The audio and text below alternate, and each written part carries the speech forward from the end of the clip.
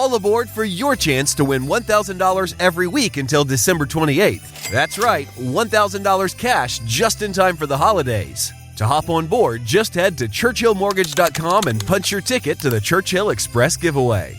Visit churchillmortgage.com for your chance to win big. This is a paid advertisement. NMLS ID 1591. NMLSconsumeraccess.org. Equal housing lender. 1749 Mallory Lane, Suite 100, Brentwood, Tennessee 37027.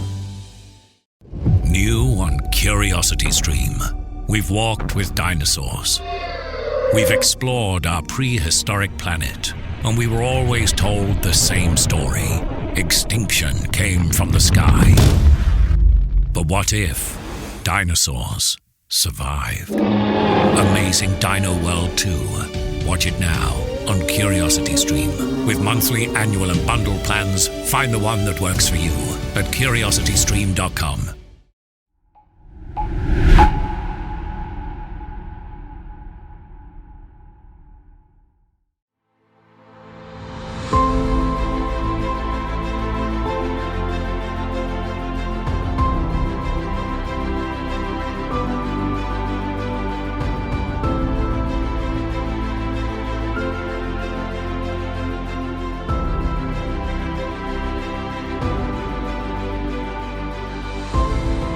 In August of 2016, prolonged rainfall from an unpredictable storm resulted in catastrophic flooding in the state of Louisiana. In my city of Denham Springs, 90% of the homes received water, some 4,200 homes. Of those, 3,000 of these homes received 18 inches or more of water, 25 to 30 inches of rain in less than 72 hours. The Amite River, which cuts through the heart of Livingston Parish, crested at 46.2 feet, some 5 feet above its previously recorded record and some 17.2 feet above its flood stage at Denham Springs. This is my story, as it was experienced through my own eyes, the day I saw the river rise.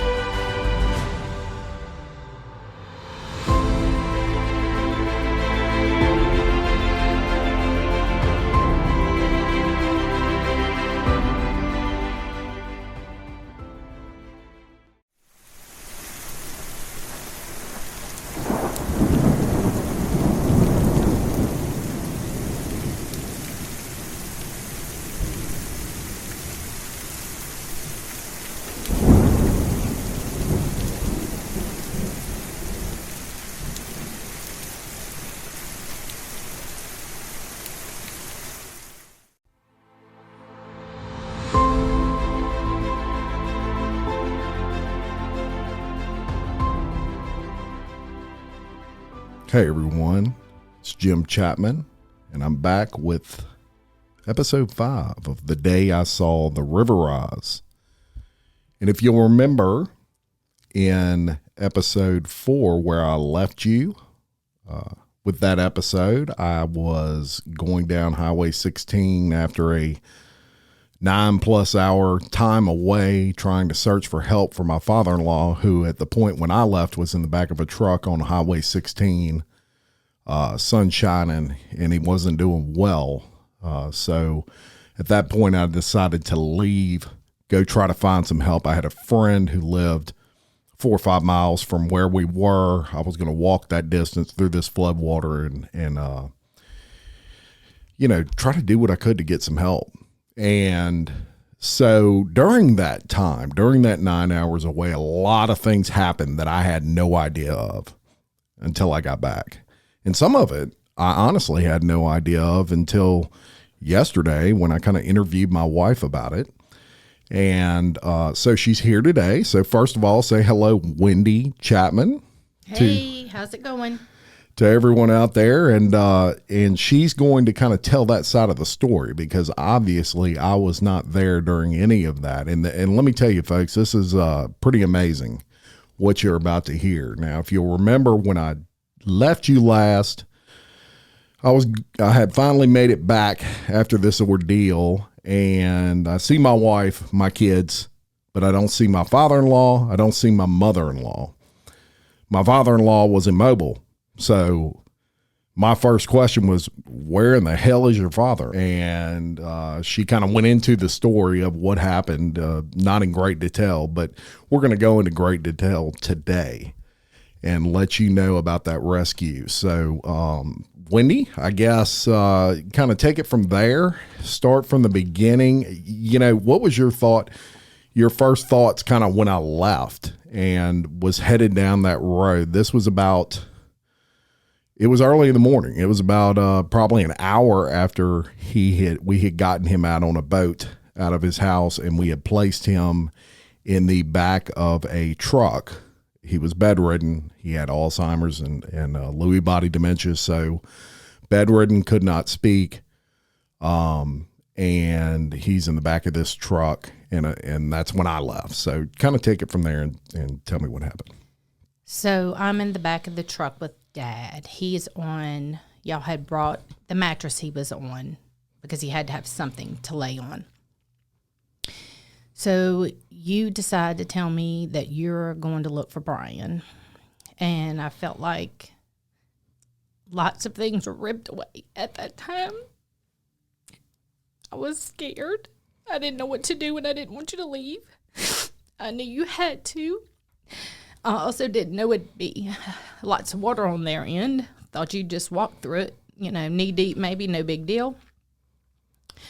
After you left, I could tell Dad was starting to get hot. His body temperature with the disease at that time did not work very well. So you always had to keep him cool. So the sun's, it's morning time, and the sun's already out, and it's starting to get hot, and you could tell his face is getting red. So I started to do with all we had. Mom had brought some rags, and we had a bottle of water. There was pouring water on the rag to try to wipe his face and cool him down. And at this time, he didn't have a shirt on, unless he had a tank top. I can't remember.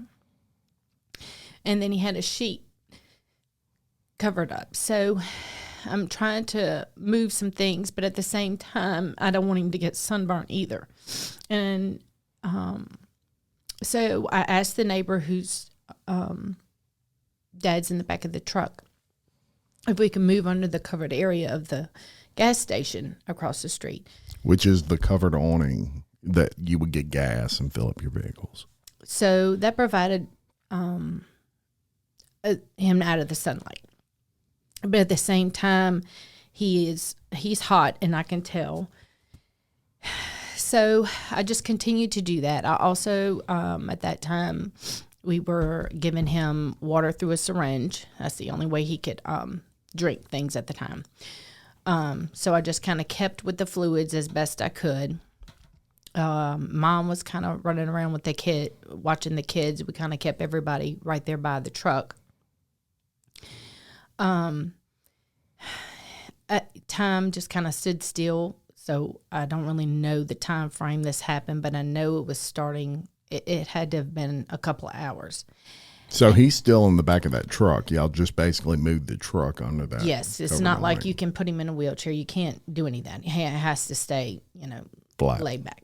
Right. So all of a sudden, we're just discussing, what to do. When is Jimmy coming back?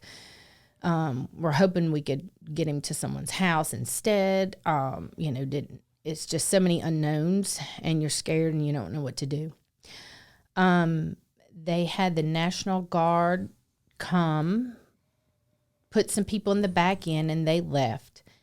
And these were the early? These were the National Guard trucks that have the big covered tarps on the back, and you can put, say, 50 people back there. Correct. Those kind of things. Okay. They had left early with one group of people, and then they came back by the time the next set of events occurred.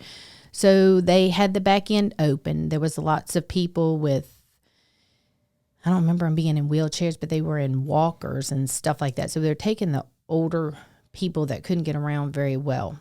They were bringing them to an unknown place. A shelter of some sort. Some shelter, didn't know where. And then at this point, I was thinking, do I put them in there? What do we do? And then at this point, I also find out once you get to the shelter, it's on you how to get back to where you need to be. So that I didn't think was a great idea, but at this point, I'm still not knowing what to do and trying to make the best decisions. Also, out of nowhere, there was this helicopter coming to pick people, rescue people. And this was and just to interject here for a second, I witnessed this before I left. It seemed like at first light, there were a lot of helicopters, and these were Coast Guard helicopters. They weren't Army helicopters. And they were actually dropping buckets. And there was an apartment complex that runs right beside where my neighborhood is. And they were literally plucking people off the second stories of these apartment complexes because it was inundating. You know, there's 6 feet of water in those things. So everybody that lived on the first floor basically went up to the second floor of that apartment complex. And I would imagine they were in breezeways and stuff and on the railings. And this helicopter, I remember watching it, and it seemed so surreal because, I mean, these heroes would come down literally on like zip lines, and they didn't even have buckets when I saw them. I'm sure they had got some buckets later on, but they were hooking people up to them physically and just shooting back up that line. And so that I saw occurring in that morning, but they were, they did it a few times and then I didn't see them again. And that was right before I left. So please continue. Right. And then now keep in mind the night before we had called the 911 and different numbers trying to see, can someone come get him out, bring him somewhere. But, none of that occurred. So this helicopter was one of those. It just didn't have a basket attached to it. It was as if they were taking people that say were injured and leave. This just so happened to land in the grassy area next door to Walmart, which kind of backs up to Eastover. So that little ground they were using as this. So I'm assuming they're going to do this more than once in the day. This occurred only this one time. So as we're watching all these things unfold, wondering what they're doing, wondering how I could get him on there, where it was even going, didn't know. We look over at Dad, and all of a sudden he's appearing to be very red and hot and almost looking like he was having a seizure. So all out of the blue, out of nowhere, I don't know the man's name. He just, I don't know who went and got him, or maybe we hollered for help maybe, and the man come. Because I know my mother was totally distraught at this point. And so he come over and he said he was a doctor. He proceeded to say, that's exactly what looked like was occurring because he is so hot. So at this point, they're hollering for people to hand over any kind of, say, cool water bottles at the time. And we were putting those under his arms to try to cool him off. He told me at that time he needs to get out of here. Of course, I'm thinking in my head, no duh. So at this point, my mom was like, what does that mean? And I'm like, you need to go, basically. So he says, let me go across the street. I'll be right back. So we stay there, waiting patiently for him to come back. Once he did, he had said at that point, I have you a ride. Only he can go. And I said at that point, he can't be the only one that goes. He doesn't speak. He doesn't move. He does nothing. She has to go with him. There's no other way. So he's like, okay, that's fine. But she can bring anything that we had. We had packed all kinds of things that he needed in a rolling bag at that time. But we weren't allowed to bring any of that. And my mother is extremely distraught. I can't leave. What do I do? I said, you have to go with him. You have to take care of him. You have to go and get out of this. So they came over with the stretcher, put him on it. We left the left his mattress in the back of the truck. I told them goodbye. And at that point, I watched it fly away. Not knowing where they were going, what was going to happen. Jimmy was not there. So I felt so alone. Even though I had the 3 kids, it was so hard. It was so hard being so scared what's going to happen to him. I wanted him to be okay. I knew that was the right thing to do because he needed medical attention. But at the same time, you want to be there too. So this, when they took him up, I mean, this was a traditional rescue where did they put him on the helicopter or did the helicopter hover and? No, he was in it. He was in it. Okay. So they had landed. And she was allowed to sit in there with him. Gotcha. The helicopter never come back, and there was never another one the rest of the day. And to kind of tell you, how difficult these stories are to communicate.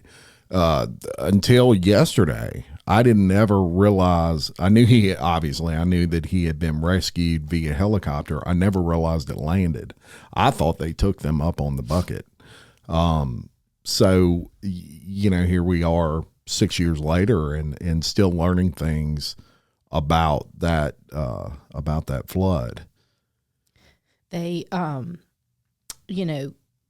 crazy thing was it was the only one that landed there. And it was once they left, I just started crying. Of course, the kids try to console you, and you're trying to be the brave one for them. But he was the worst one out there. Honestly, they had some poor little pitiful people that, were sitting on their walkers and things like that. But Dad was literally the worst one out there at the time. Next thing, I sat there and watched all those people get in the back of the National Guard truck. They filled as many people in there as they could or who wanted to go. And they took off down the road. And I just sat there thinking, oh, wow. So I, in my head, is thinking they're going to drop people off and come back. They never came back. Never the rest of the day till we left there did anyone ever come back. Yeah. So, and that's shows you the great work of God there that I fully believe her dad would have never made it on that road, probably throughout the day. It was the primary reason I left. Something told me this guy is not going to make it out here. And, I felt this overwhelming responsibility that I've got to get him out of here no matter what. And my only option at that point was to leave. Now put yourself in my position. I've got 3 kids, young at that time. I mean, my girls were 10. My son was 12. My wife, my father-in-law, who is immobile, bedridden, has, essentially can only lay there, and my mother-in-law.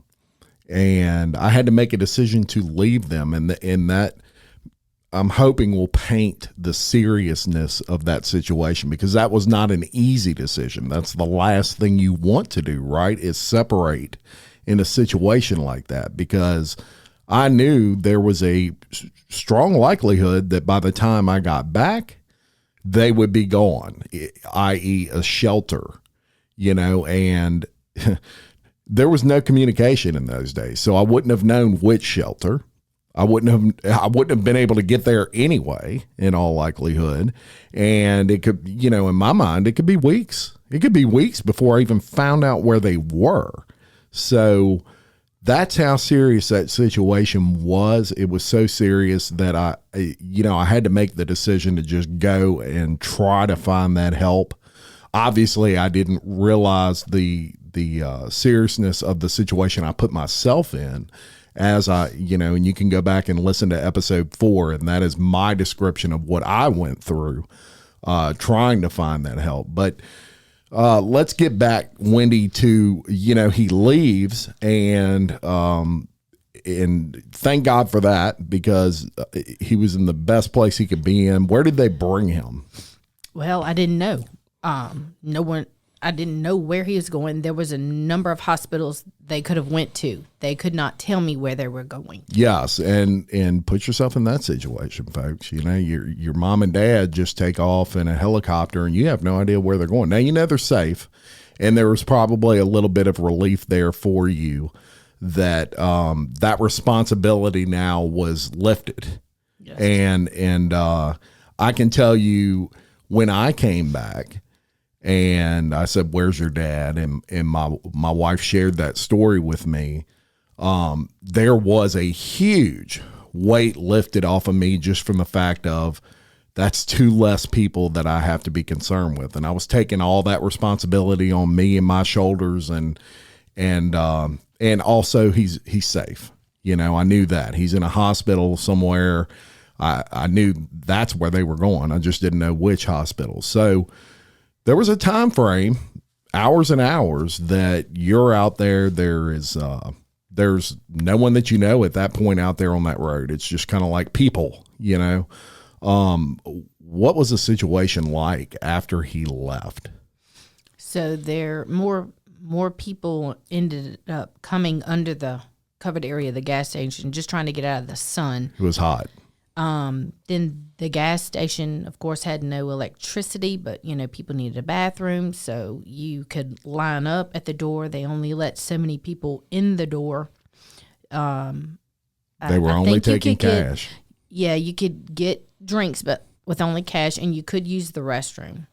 But hours and hours had passed before I got in line for any of that. I kept looking down the street, thinking any minute now he's going to come back. And then I'm thinking, what do I do if he's not? I got 3 kids and a dog. What the heck? I tried to grab as much snacks that I could with me before we left out the house that morning, just for the kids. I don't even remember if you left me cash, because I don't even remember getting any drinks or anything at the store. Hours had passed. It was so hot. And then towards the end, I kept thinking, well, is somebody coming back? Do I take the kids and get on one of those trucks? But then how would I get a hold of you? How would you get me? There are so many things that go through your mind, and you're trying to make the right decision. And then all of a sudden, and this had been hours, I had been just watching the road, watching other people. People have their animals. They have their kids, and everybody thinking the same thing. Everybody just sitting, waiting on someone. And then my kids had a teacher that they just absolutely love. And I love her to death. And to this day, I thank God for her and her husband and her daughter. And as Karen Messina Smith and Rob Smith and Morgan. All of a sudden I saw them, and we hugged and we talked about what had happened. And she's like, why don't y'all come over here? And they were kind of to the side under the trees, because they also had a dog at that time. And I thought, thank God, somebody I know. I had her watch the kids while I went to the restroom, and maybe I got drinks. I don't know what I did at that time. I was just thinking a weight had been lifted, and that I found someone I know, someone that I'm not by myself with these kids. She had told me, you know, yeah, you can stay with us. And I was thinking, oh, thank God, just somebody. And I figured I'd just follow them and go with them, because at least I know them and I trust them. My brother-in-law died suddenly, and now my sister and her kids have to sell their home. That's why I told my husband we could not put off getting life insurance any longer.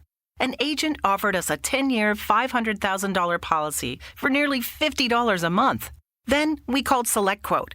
SelectQuote found us identical coverage for only $19 a month, a savings of $369 a year. Whether you need a $500,000 policy or a $5 million policy, SelectQuote could save you more than 50% on term life insurance. For your free quote, go to SelectQuote.com. SelectQuote.com. That's SelectQuote.com. SelectQuote. We shop, you save. Full details on example policies at SelectQuote.com/commercials.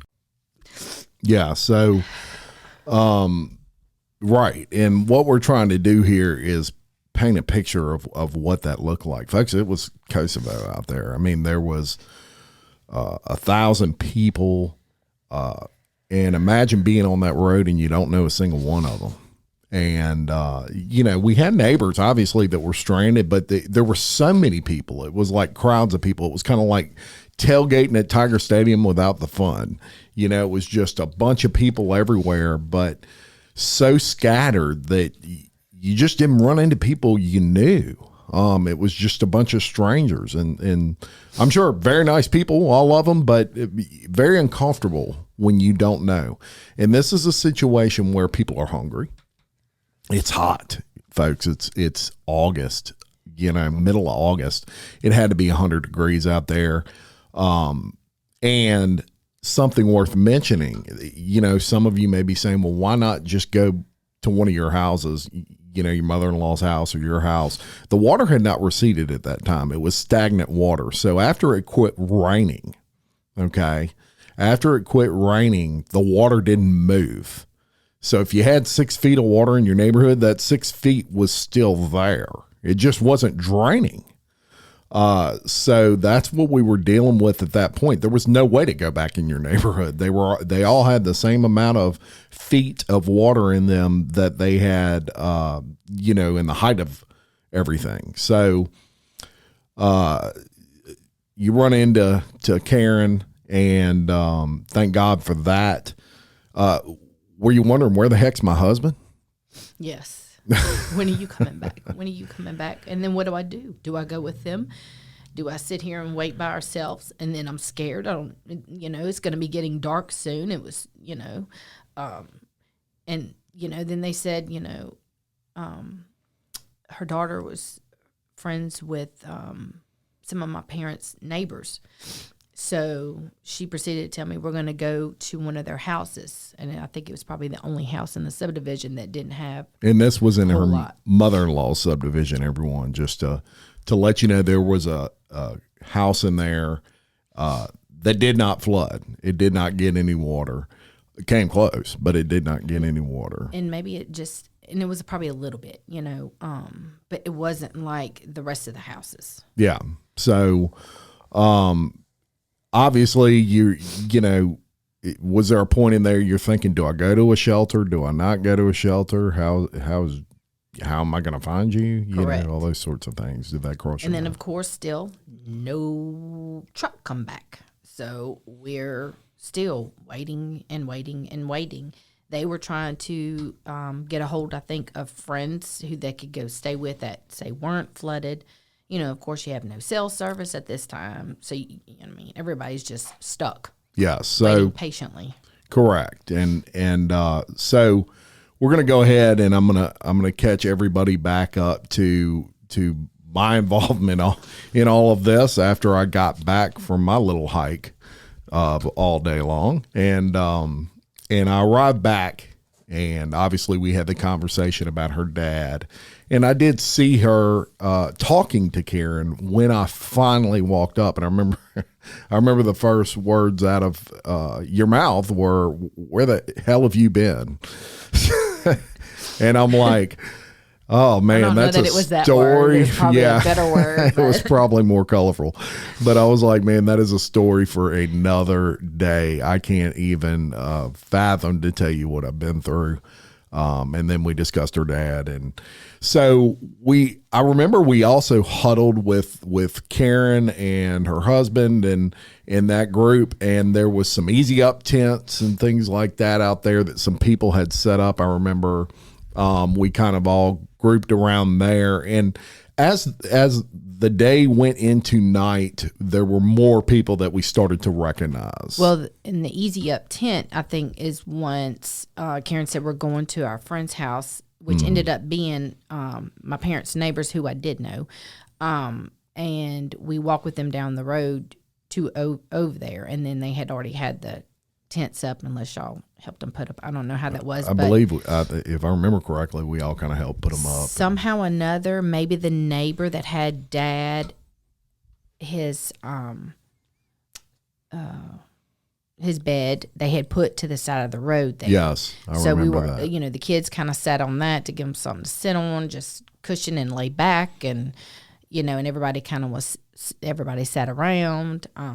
Yeah, there was really nowhere to go. So, but we're with people. We're with people, thankfully, and there was a big, group of us at this point that had kind of grouped together. And I remember looking down my street, and like I say, the water had not receded, so it still got the 5+ feet all the way down the subdivision. As you went deeper into the subdivision, it got deeper and deeper as far as water. And I'll never forget this. I reached in my back pocket and I realized I didn't have my wallet. And I'm like, oh man, this ain't good. I don't have my wallet. Not only is my house flooded, I have no ID. I have no debit cards. Not that you could use them where I was at, but I'm thinking if I'm somewhere where you can use them, of course I had no cash. So I said, I'm going to have to go in that water and see if I can find my wallet. And it would give me kind of an opportunity to assess the damage at my house fully. So off I went. And I told my wife, I said, I'm going to the house. I'm going to our house. And we were right in front of it on 16 at this point. And so off I go. And it got deeper and deeper and deeper. And literally maybe 5 houses from mine, I remember I was pushing off my tippy toes almost to keep my chin above the water. And so basically I was swimming at that point. As a matter of fact, I could literally touch the eave of some of my neighbors' houses swimming. That's how high that water was. So the whole time I'm thinking, I didn't know if it had gotten in that big camper I had in my front yard that was my backup plan originally. I was pretty sure it did, but I'm thinking maybe that water just fell right underneath it because that sucker was high off the ground. But sadly, as I got closer and closer to my house, I saw my wife's expedition, and all I could see was the top of it. It was totally inundated.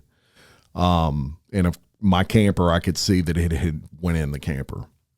So I'm like, well, there goes that plan. So I get to the door of my house, and it's the front door, and I'm pushing it, and I'm struggling to open it. And I'm thinking it's the water pressure from the other side of the door.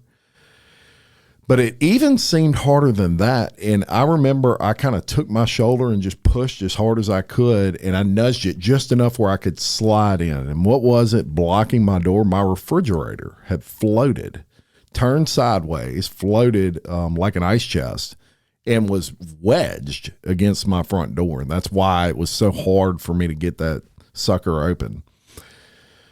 So I'm like, wow.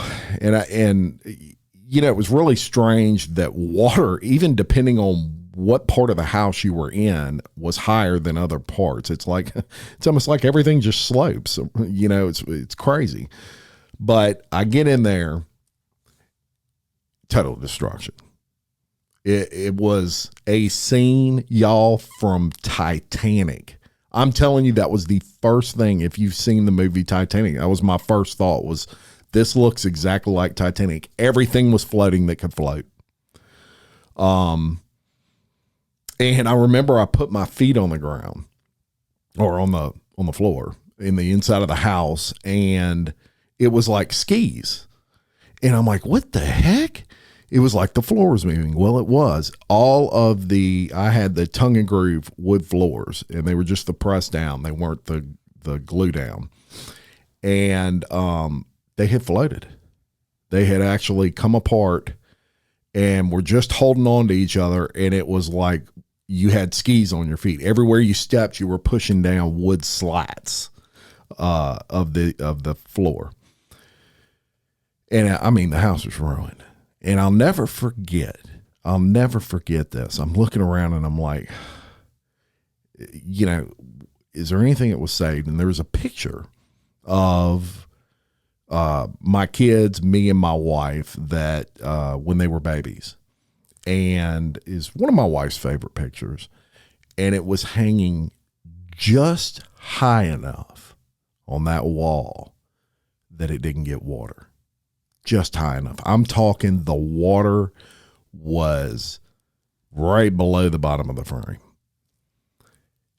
You know, a lot of pictures got ruined, but that one didn't. And it was almost like a positive thing in just a totally awful experience. And I'm like, thank God. And I remember I went over that picture and I pulled it off the wall and I held it above my head and I set it on my mantle because I knew the water wasn't going to rise anymore. And I knew it was dry there, but I was concerned about maybe the sheetrock getting weak because of the water and knocking that picture off the wall. So I thought that was a safe bet. And then we still have that picture to this day, one of the few things we were able to save. But that being said, I still got a job to do, and that's find my wallet. And I went in my office that was in my house, and I was a paper guy. You know, I file everything to a fault, still do to this day, but I wasn't one of those digital guys back then that scanned things. I had file cabinets, probably more than a lawyer. It was crazy. And I remember going in my office and every file and every paper I ever had in 25 years in the paint business was underwater because those file cabinets, as heavy as they were, had tipped over and floated and all of that. And I was like, man, this is 25 years of records just gone. How the heck am I going to find my wallet in here? And to tell you God's grace again, folks, look, my desk were tipped over. I had just bought a brand new Apple computer that was, literally the week before. It was obviously underwater, just ruined.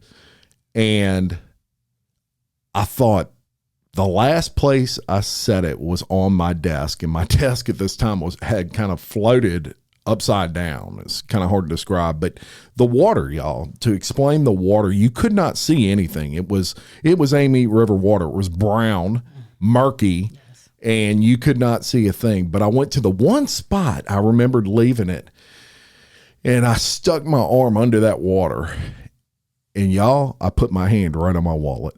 I could not believe it. I said, that's my wallet. And I pulled it up, and of course it's soaked, but hey, it's there and the cards are still there. And I knew if nothing else, I could, the numbers were legible. It might not swipe, but those numbers are legible. And I took that wallet, put it in my pocket and kept surveying damage. I walked to the back of my house and looked, and everything's ruined, just everything.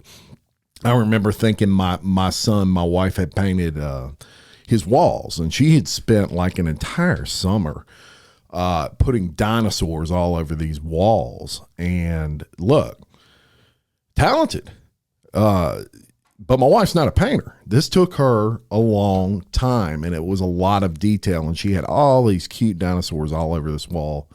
And I remember walking in there and seeing that I knew these walls were going to have to come out, and that to me was just awful. And I was like, man, it hurt my heart that that was going to have to be destroyed and pulled out and all of that. So I leave there. I go to the back where my backyard would be, to the back door, and I look out, and it blew my mind, y'all. I had a deck back there, a wood deck that was enormous. And during this flood, there was so much water that this deck was on like concrete piers.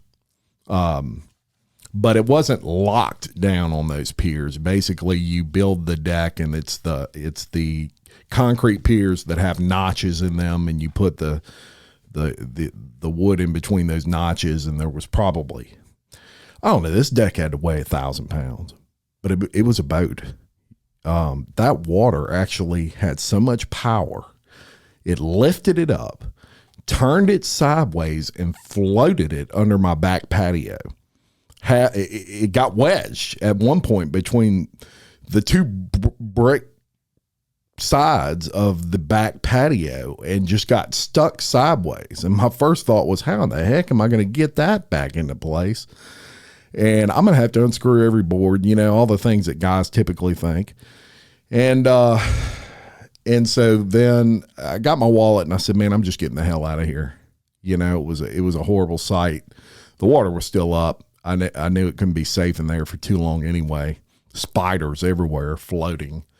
I remember the spiders were crazy. They just come out of that grass and they just float.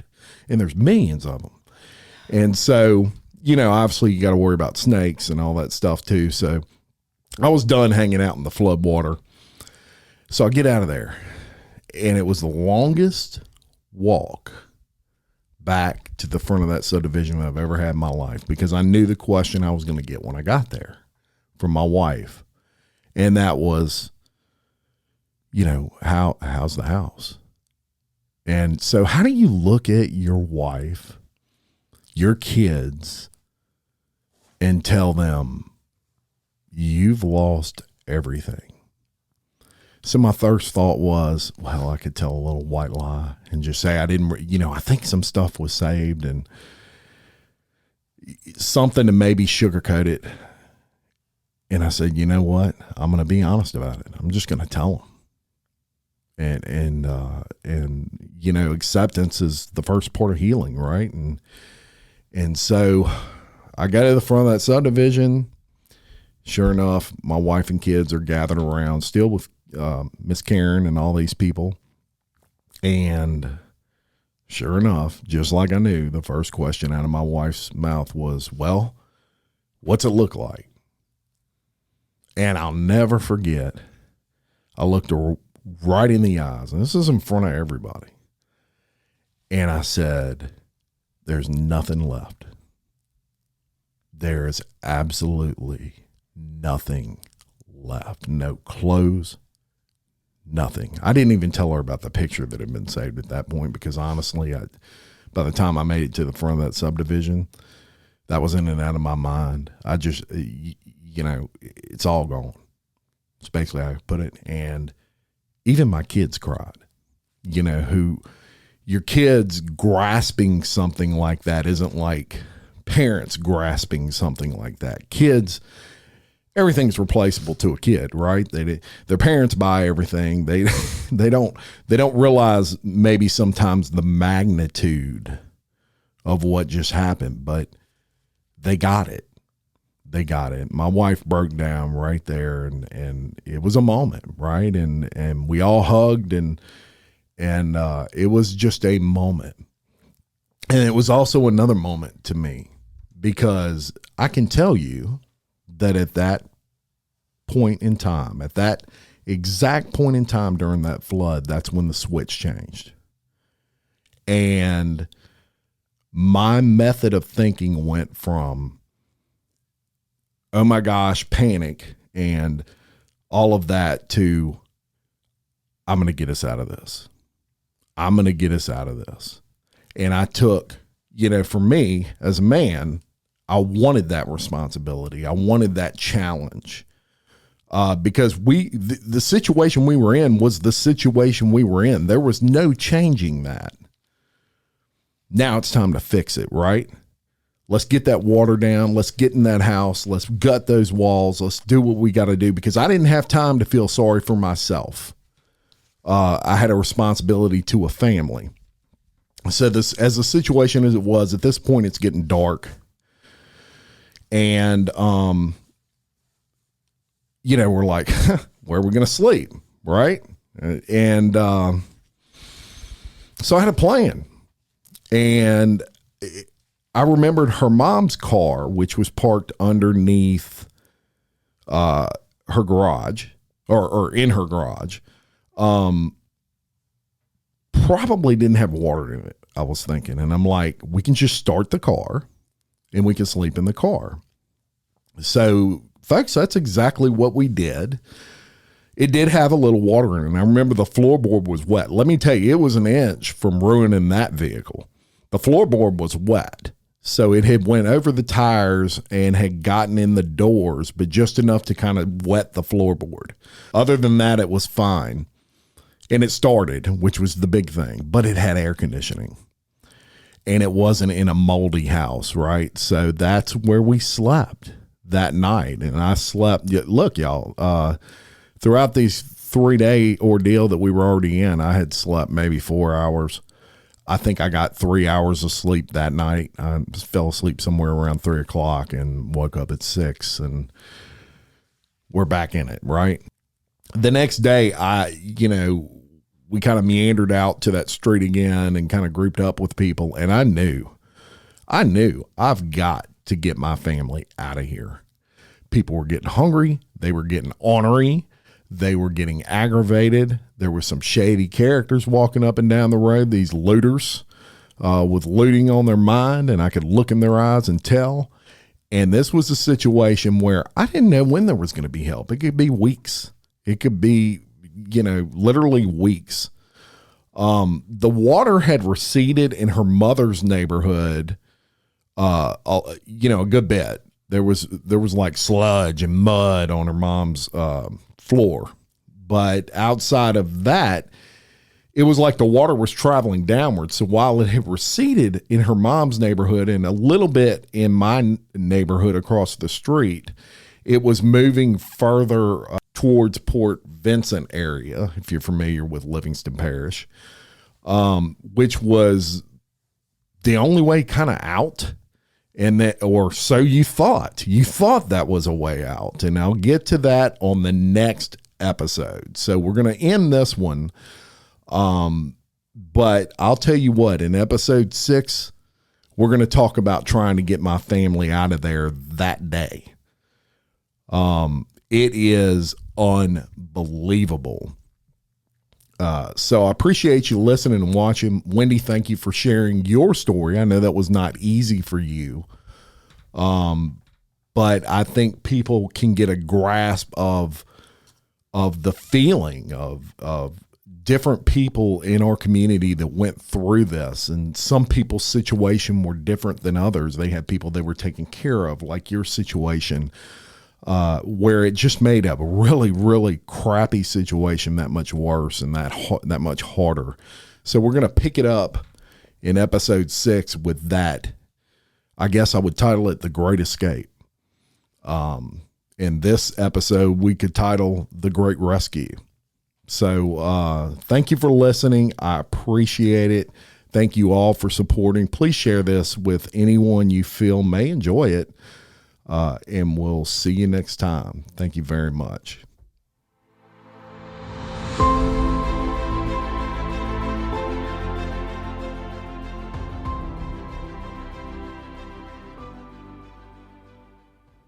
The holidays start here at Baker's with a variety of options to celebrate traditions old and new. You could do a classic herb-roasted turkey or spice it up and make turkey tacos. Serve up a go-to shrimp cocktail or use Simple Truth wild-caught shrimp for your first Cajun risotto. Make creamy mac and cheese or a spinach artichoke fondue from our selection of Murray's cheese. No matter how you shop, Baker's has all the freshest ingredients to embrace all your holiday traditions. Baker's, fresh for everyone. Judy was boring. Hello. Then Judy discovered ChumbaCasino.com. It's my little escape. Now Judy's the life of the party. Oh, baby, mama's bringing home the bacon. Whoa, take it easy, Judy. The Chumba life is for everybody. So go to ChumbaCasino.com and play over 100 casino-style games. Join today and play for free for your chance to redeem some serious prizes. ChumbaCasino.com. No purchase necessary. Void where prohibited by law. 18+ terms and conditions apply. See website for details.